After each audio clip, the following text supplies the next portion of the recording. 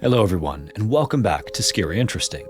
In this video, we're going to go over two disappearances that are frustratingly close to being solved, but yet they aren't, and for deeply troubling reasons. You'll see what I mean, and although the events in this video are fleeting and non-descriptive, they are still highly disturbing, so viewer discretion is strongly advised.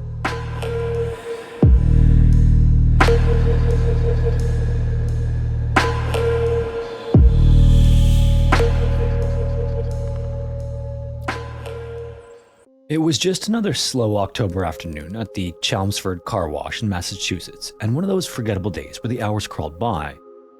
The car wash sat tucked along a main road wedged between gas stations and strip malls and was the kind of business most people barely noticed as they drove past. But on that October day in 1998, its perception would change forever. A young employee, restless and looking to kill time, took a break from work and tossed a ball against the side of the car wash and let it bounce back to him before catching it and throwing it again. On one particular throw, the employee put a little too much power on it, and the ball bounced off the side of the building wildly, flying over his head and into the vacant lot next door. This was little more than a patch of overgrown dirt and weeds, and the employee walked over to where he saw the ball land, and that's when he saw it. Half buried in the dirt was something that looked too white and too clean to be a rock or a tree root. He bent down and stared at it, and rather quickly he realized it was a jawbone, and it was most definitely human. Within hours, police were swarming the lot, combing through the patch of earth next to the car wash, and over the next 3 days, they unearthed more bones. There would end up being no flesh, but still looped around what remained of the neck was a delicate silver herringbone necklace, indicating that the person who wore it was likely a woman. After the discovery, and as the investigation got underway, police learned that there was no matching missing persons report filed locally. No one came forward claiming a daughter, sister, or friend, which was unsurprising because evidently the bones had been there for years. Someone had gone through the trouble of digging a shallow grave, 10 inches deep at most, just enough to cover their crime. But for nearly a decade, the girl those bones belonged to had been missing and no one seemed to notice. So who was she, how had she ended up there, and why hadn't anyone gone looking for her? Long before her bones were found in that shallow grave, Nancy Ann Lackey Lant was already a ghost of her own life, drifting from one home to another. Her childhood was also tragically marked by cruelty and abandonment. She was born into a family where love was a foreign concept and violence was the only spoken language. Her mother, Leona, was a mean drunk and the kind of woman who turned her rage inward until it spilled out onto her kids. And by the time Nancy Ann was just 4, the damage was already beyond imagination. One night, Nancy Ann's leg was twisted until it snapped. Whether deliberate or accidental, it didn't matter. That was the moment the state finally stepped in. The Division of Child Guardianship then pried 3 of Leona's 4 children from her grasp. Nancy and 2 of her siblings were carted off into state custody, leaving behind her brother Paul, who slipped through the cracks and stayed behind with their mother. By that point, as you might imagine, it had already been cemented for Nancy Ann that adults couldn't be trusted. They were little more than monsters who smelled like booze and communicated with fists. And as a result of everything, she retreated inward, regressing into infancy. She sucked her thumb until it was raw, wet the bed long past normal, and flinched at the sound of approaching footsteps in the hallway. But then in 1979, she caught what looked like a break. At just 8.5 years old, Nancy Ann was adopted by the Lant family before they packed up their lives and moved, eventually settling in Fort Washington, Maryland. For a while afterward, things seemed to be better, even safe. Nancy Ann grew into a quiet, artistic girl. She loved writing and drawing, and she'd lose herself in music, but unfortunately, these scars left behind by her life with her birth family never really healed. She was still that scared little girl inside, convinced that any small mistake might bring the world crashing down. If she spilled a drink or came home late, she braced herself, expecting the worst. Yet through it all, Nancy Ann never stopped thinking about the family she left behind, especially those scattered by the system. She frequently thought about her birth siblings and even wrote letters and made phone calls. 12 years passed and Nancy Ann grew into a teenager on the edge of adulthood, but still tied to a haunted childhood. And that's when the pull of her past became too strong to ignore. In 1989, something within Nancy Ann snapped, or maybe she simply couldn't ignore the ache anymore. She started pushing back, rebelling against the safe world her adoptive family had built for her. What the Lants didn't know was that she wasn't just acting out, she was preparing to go home. Nancy Ann wasn't running away from her life, she was running toward something, toward the woman who broke her, the family that abandoned her, and the answers she had been chasing her whole life. At 17 years old, Nancy Ann was supposed to be thinking about her prom or graduation and maybe dreaming of college or first apartments, but none of that mattered to her. The pull of her past was just too strong. So that summer in 1989, she made her choice. Without telling the Lants, Nancy Ann dropped out of high school, packed her things, and walked away from the only stability she'd ever known. Nancy Ann was last seen by her adoptive family in June that year before she slipped away toward Massachusetts for the mother she hadn't seen in 14 years. For Leona, meanwhile, those years had changed little. She was still the same hard-edged woman Nancy Ann had escaped from, only now she was a little older and a little meaner, but Nancy Ann found her. In the fall of that year, she tracked Leona down to a wood-framed 6-unit apartment building on Wilson Road in North Billerica. It was near the train station, surrounded by industrial decay, and it wasn't a home so much as it was a holding place for peeling paint, sagging floors, and the kind of neighbors who knew better than to ask questions. And against all odds, Nancy Ann moved in.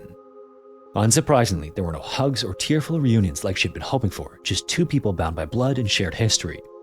For a few brief moments, Nancy Ann tried to carve out a life for herself there, but it wasn't long before the old patterns bled through.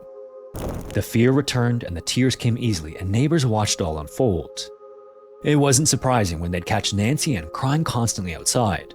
One neighbor remembered the atmosphere in that apartment as cold, cruel, and suffocating, saying that the lackeys weren't very nice people. Nancy Ann had thought finding her mother might fix something inside her, but instead it reopened every wound she had spent years trying to close. By the time just December of 1989 rolled around, Nancy Ann was drowning in it. Then, when the new year rolled in, Nancy Ann was already gone. But not just missing, it was like she was erased. Somewhere between the cold gray days of December 1989 and January 1990, the girl who spent her whole life searching for family became another ghost no one bothered to look for. There's no exact date, no last sighting, no phone call, and no paper trail. Nancy Ann simply disappeared from that stifling apartment on Wilson Road. And unsurprisingly again, Leona in particular barely blinked. She never called the police, never asked around, and never filed a single report. When questioned later, she shrugged Nancy Ann's disappearance off, figuring that her daughter had crawled back to her adoptive family in Maryland with her tail between her legs. Meanwhile, hundreds of miles away, the Lawns were still looking for Nancy Ann, but there was no interstate search or FBI task force trying to find her. She was just another runaway that authorities assumed didn't want to be found. For almost 10 years, Nancy Ann's body lay hidden in the dirt just beyond the car wash's back wall. After she was finally found by that chance ball landing near her skeleton, and after the initial search with no missing person report filed locally, detectives widened the search. They sent word out nationwide looking for a teenage girl around 5 foot 5 inches tall, gone for somewhere between 5 and 20 years. For a while, it felt hopeless, but a call with credibility finally came in from Prince George's County, Maryland. They had a case of a girl with ties to Massachusetts who was reported missing back in 1989, and her name was Nancy Ann. Dental records then confirmed it, then DNA testing sealed it. The bones belonged to Nancy. The Maryland runaway had been buried all this time just a stone's throw from the very people she was trying to reconnect with, and police initially didn't realize just how literal that statement was. At first glance, the Chelmsford car wash was just another forgotten corner of town, but the deeper investigators dug, the clearer it became that this wasn't random, not even close. As it turned out, the car wash had some very familiar names attached to it. The manager of that car wash, so the man running the place while Nancy Ann's body rotted just yards away, was none other than Richard Lackey, Nancy Ann's biological uncle. But wait, it gets worse. Richard wasn't just her uncle. He was also, by some twisted turn of family dysfunction, her stepfather. And that's not even the end of the family ties. Paul, Nancy Ann's brother, also worked at the car wash, the same Paul who figured Nancy Ann just ran off, and the same Paul who, like the rest of the family, never reported her missing. This meant that Nancy Ann's final resting place wasn't miles away, it was practically in the family's backyard. For detectives, the picture was coming to focus, and this wasn't a random murder or runaway who met the wrong guy at the wrong time. This was a family matter, and somewhere in that mess, someone knew exactly what happened to Nancy Ann. They just weren't talking yet. So for months after Nancy Ann's bones were identified, police circled the Lackeys. The connections were just too tight, the locations too convenient, but still no one cracked or confessed.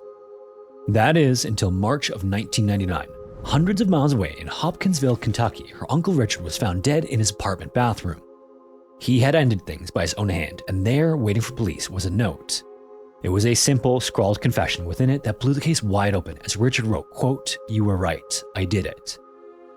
And that was it. No details, no explanation, just those few words.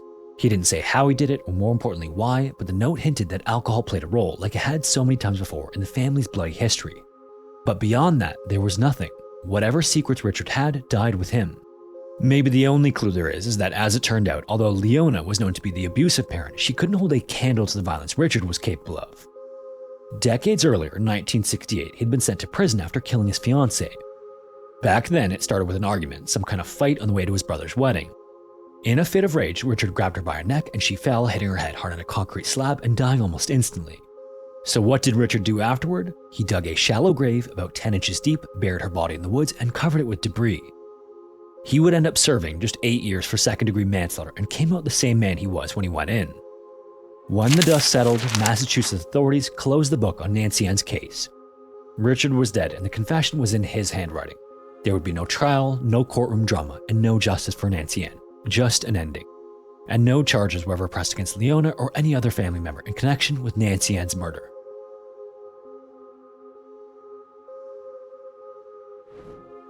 It was a crisp December morning in 1958 in the Columbia River Gorge when a cream and red Ford station wagon rolled eastward out of Portland, Oregon with 5 passengers in coats and sweaters.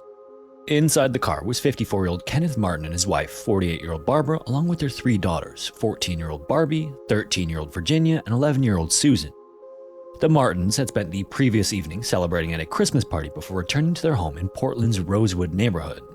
And they told neighbors and family that they planned to spend Sunday afternoon in the gorge collecting boughs of fir and pine to turn into wreaths. There was nothing unusual about their plans, but when Monday morning came, the Martin house was quiet.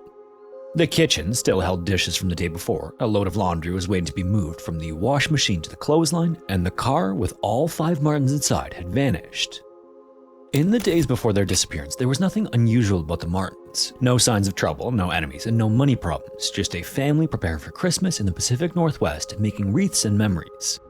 That Sunday, December 7th, 1958, around late morning, the Martins piled into their 1954 Ford Country Spire station wagon and pulled out of their driveway. At some point along the way, they stopped for fuel in Cascade Locks, about 40 miles from their home.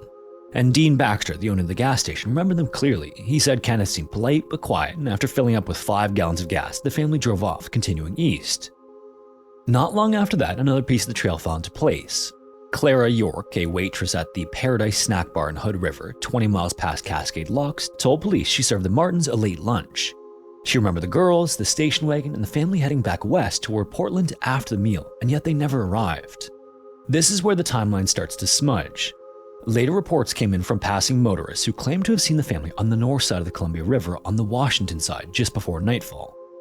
If true, that would have meant a detour across an area known as the Bridge of the Gods, or some other crossing, but no receipts, other witnesses, or firm evidence support that side trip.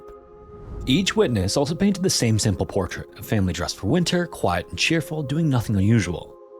Kenneth reportedly wore a tan zip-up jacket and dark slacks. Barbara was seen in a navy blue coat over a plaid jacket and black dress.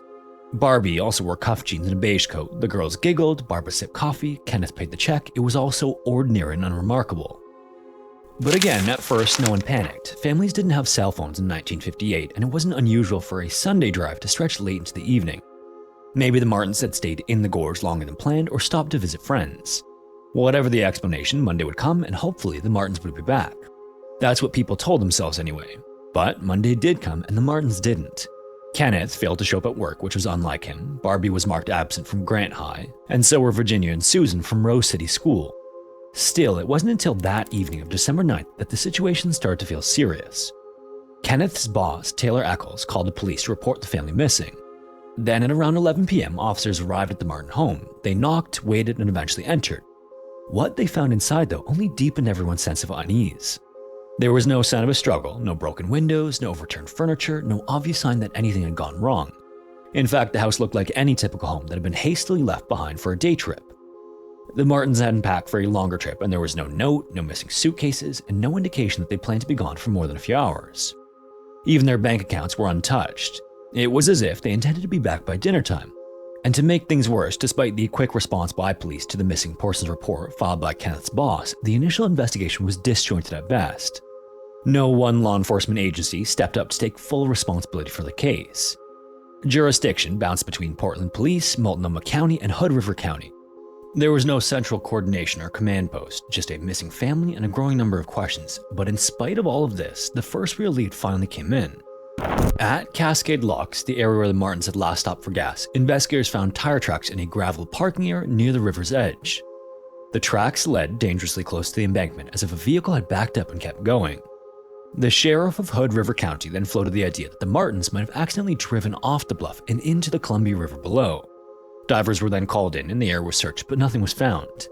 This led to an even more troubling possibility. For the first time, the possibility that the Martins hadn't simply gotten lost or had car trouble became real.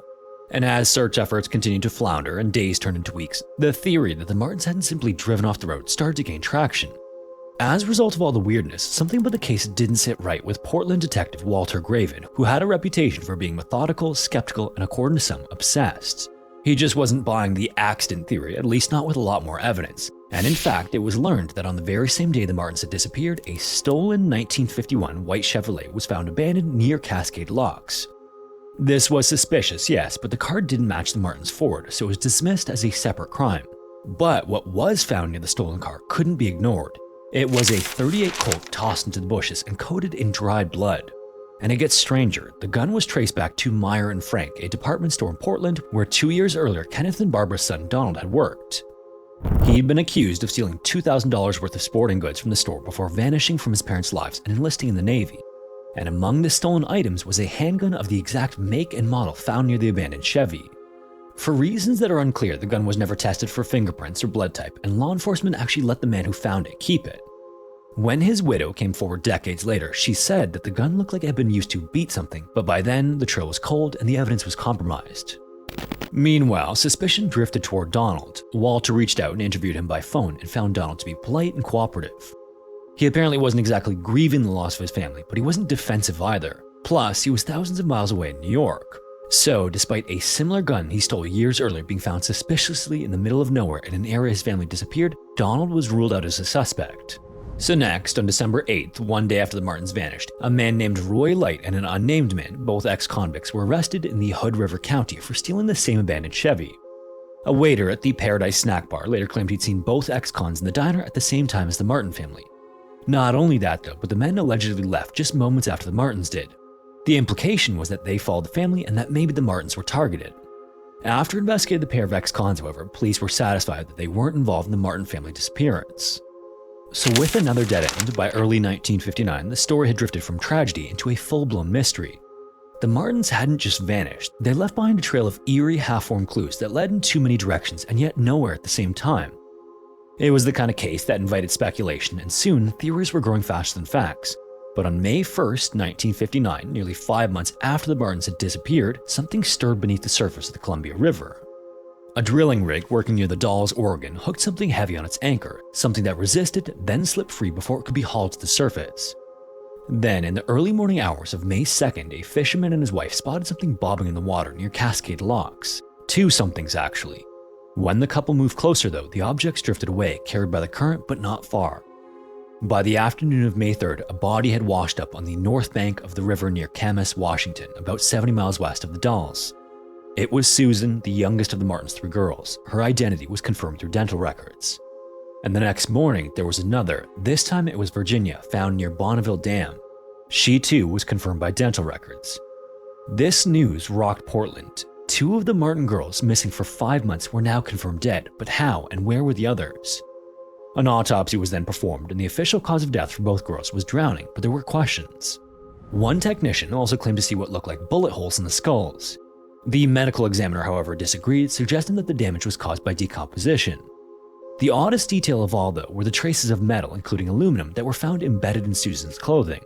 That might not seem significant until you consider where the bodies had been found. The spot on the riverbank where the drill rig had hooked something was directly across from an aluminum smelting plant. It was theorized that the drilling rig had disturbed the Martins' car in the riverbed, knocking loose a door or smashing a window, which might have released the girls' bodies. But if the car had been at the bottom of the Columbia River all along, why hadn't it been found during the initial search? More searches then followed. It included sonar, helicopters, and more divers, but nothing more was found. And eventually, the search was called off after one diver nearly drowned in the effort. This meant that 2 girls had surfaced, and 3 family members, including the station wagon that carried them all, were still nowhere to be found. This was enough for some to call the case closed, and Walter, the detective who'd followed the case with determination, was told to let it go. His superiors wanted him on cases with answers, but the Martin family disappearance had gotten under his skin. He believed they were murdered, that someone had run them off the road, or worse, and he believed that the car held the answers, but until it was found, those answers would stay buried. Unfortunately, Walter died in 1988, still haunted by the case. And for the rest of the 20th century, no further serious efforts were made. For 65 years, the Columbia River kept its secret buried under cold water, jagged rock, and thick layers of silt. But then, in late 2024, a man named Archer Mayo decided he wasn't done looking. Archer wasn't a detective or a journalist, he was just a diver, and armed with modern equipment and a stubborn sense of curiosity, he focused his efforts near Cascade Locks, the same place where those tire tracks had been spotted back in 1958. He spent months surveying the riverbed, mapping every dip and crevice until one day something caught his attention. It was an underwater pit about 20 feet or 6 meters deep in the middle of the river, and upon seeing it, somehow he just knew that this was where the car was. It was too late in the day to take a complete look, so he decided he'd come back the next day and search the pit. At dawn the next day, he dove again, and this time he found it, roughly 15 meters below the surface, buried beneath decades of rock and sediment, were the twisted remnants of a vehicle. On March 6, 2025, official recovery efforts began. The next day, crews extracted a chassis, engine, and rear axle of the vehicle, just enough to identify its make and model. And in fact, it was a Ford, and the body paint matched the Martin's red and cream color scheme. And although divers couldn't recover the full VIN as too much of the car was still trapped, investigators were 99% certain that this was the Martin family car. Unfortunately though, and sorry to disappoint, as of March of 2025, the car was wrapped and taken to a warehouse where it's going to be examined by forensics experts. And notably, for those curious, no human remains were found inside. So, for now, that is where the case remains. No one knows how or why the Martins family Ford ended up in the Columbia River that day. Could it have been an innocent accident, or could it have been something far more sinister that happened to the Martins? If you made it this far, thanks so much for watching. In case you weren't already aware, if you want to listen to the audio-only version of these videos, you can listen wherever you listen to podcasts. If you have a story suggestion, feel free to submit it to the forum found in the description, and if you want to support the channel, consider joining the Patreon or becoming a channel member here on YouTube. Anyways, thanks again, and hopefully I will see you in the next one.